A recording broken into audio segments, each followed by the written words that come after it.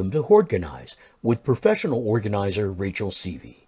Every Sunday at 6 p.m., Rachel shares her expertise and compassionate approach to help you deal with overwhelming clutter. Rachel? Hey, collectors! Welcome to the Hoardganize Podcast. I am your host, professional organizer Rachel Seavey, and this episode is all about candles in a hoard. First off, I want to let you know that I do understand if you don't have lights or electricity or you can't reach your electrical outlets. This is something I see a lot. Candles at first sound like a great idea. I mean, we used candlelight a long time before electricity came around. And it's something I see often, and it's something I see incredibly intelligent people doing. And so I just want you to know that I know where you're coming from. You might not have thought about this, or you've perhaps pushed it back in your mind. I just want to give you a refresher. I do know also that there's so many candle scents and candle brands and different types of candles and soy candles and wax candles, and sometimes it's really hard to choose. And, I understand that your hoarding situation probably doesn't smell so great. And so the idea is to cover the smell of your home with the candle scent. I mean, they even have Febreze ones now. So they claim that your house smells like Febreze when you're burning a candle. I get it. I know what hoarding smells like. I know you're just trying to cover up the smell, maybe from your neighbors, and it might actually make a big difference to you because you are living in it. Like I said, I do not want to rag on you. I absolutely adore you. I have clients that I work with that I've had this conversation with that I absolutely adore. It's not you, it's the behavior of using candles in the hoard. It's the behavior of putting yourself in jeopardy. So this is more of a quick informational podcast. It's not a rant. It's something that happens to come up so often that I talk about people with frequently that I just wanted to get this out to you. So some of you may know this information, some of you may not. I would guess that a lot of you know what I'm talking about and still continue to light candles in the hoard. And that's why this is the title of the podcast. It's no secret that it's being done. People are lighting candles in a hoard. Collectors, and I know you're smart about fire safety tips. I can't go another day without talking about this. So I don't even know where to start. I guess, and this is what I'm talking about is in a hoarding situation, where you might or might not have small pathways, stacks and stacks of things, anything where there's a lot of combustible items, where, there's stacks of paper, stacks of clothing, chemicals around. This is what I'm talking about. If you live in just a lightly cluttered home, be very careful with your candles. I'm talking about very severe situations where there really is not a flat surface throughout the home.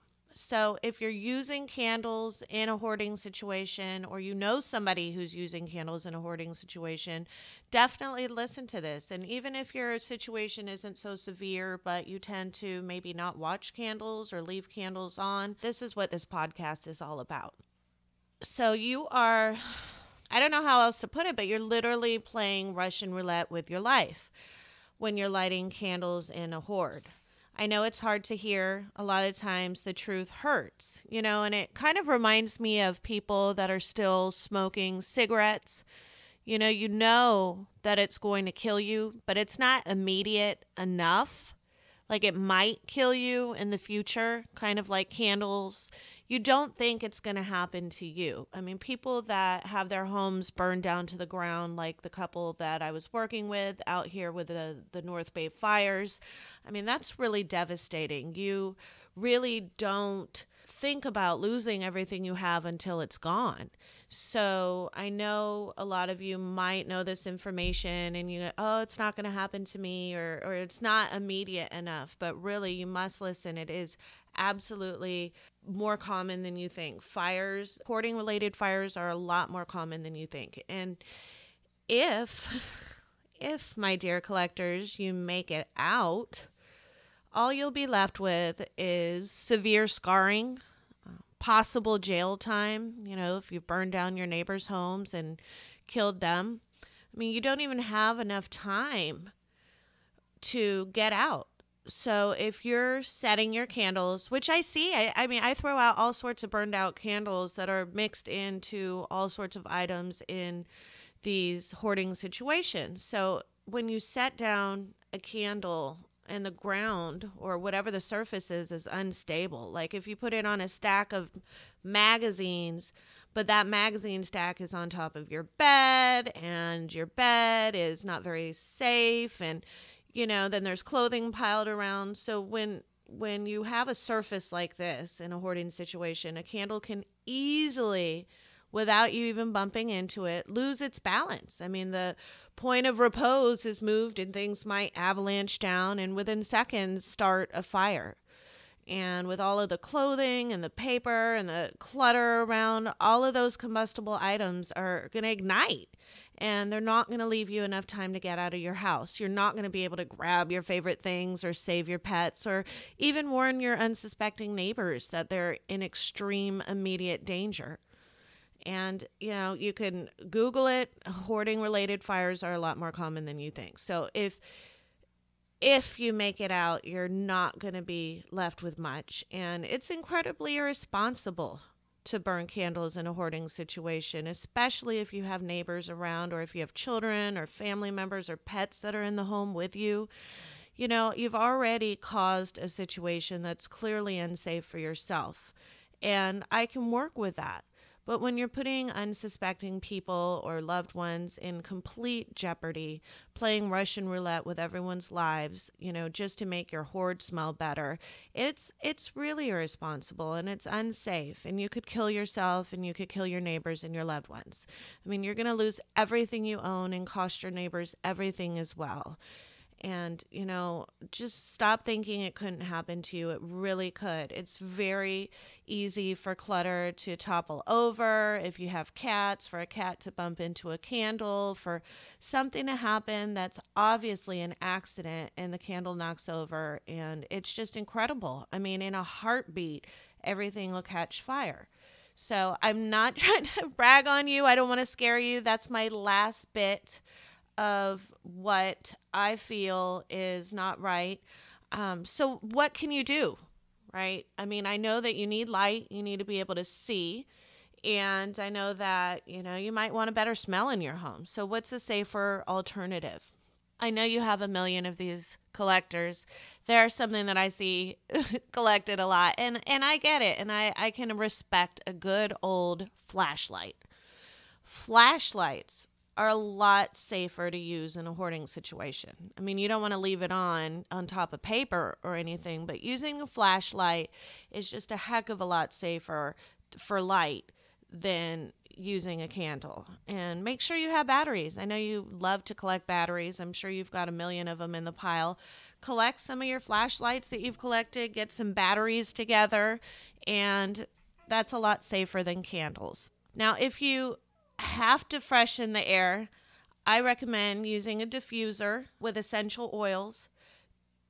Don't use air freshener spray in a hoarding situation. I mean, sometimes a little Febreze is great, but if you're just blasting that aerosol freshening spray, that's not okay because there's a lot of chemicals that actually come in those sprays.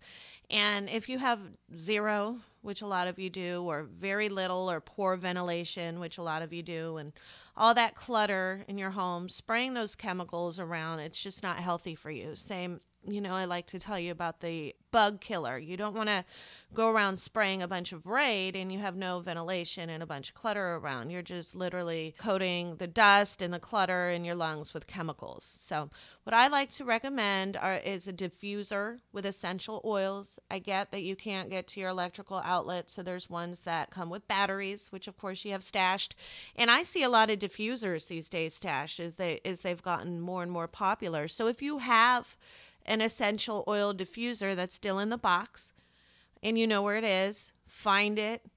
Get it together with your batteries and your flashlights. I mean, this is the real safe way to go. It's safer for the environment. It's safer for you. It's safer for your friends and family and neighbors. And it's safer for everybody. So essential oils, they're all natural. And a diffuser, it uses steam. Like I said, they make battery-powered ones. And I'm not saying go out and buy 10 of them. If you don't have one, maybe just don't go out and buy one, but most of you do these days. Again, dear collectors, I do understand why you use candles, but now that you've listened to this podcast, I really hope that you take it in account and you don't burn candles in your hoard in the future. At least until you've substantially decluttered, okay? I'm not anti-candle. I actually love candles. I like soy candles used with essential oils. Those are so far the most natural ones, but they're just not safe in a hoarding situation. Your life is so much more precious than that, collectors. You've got to start treating yourselves with care. If you are listening to this podcast on YouTube, go ahead and click that thumbs up button, subscribe to my channel, and leave a comment. Until next time, collectors. And remember, happiness is a place between too little and too much. This has been Hoardganize with Rachel Seavey. New episodes are available every Sunday at 6 p.m. and also on the Collector Care YouTube channel. Download Rachel's Affirmations for Collectors on iTunes or Amazon.com, or sign up for Rachel's blog at collectorcare.com and receive 7 tips for clutter-free living. Thanks for listening.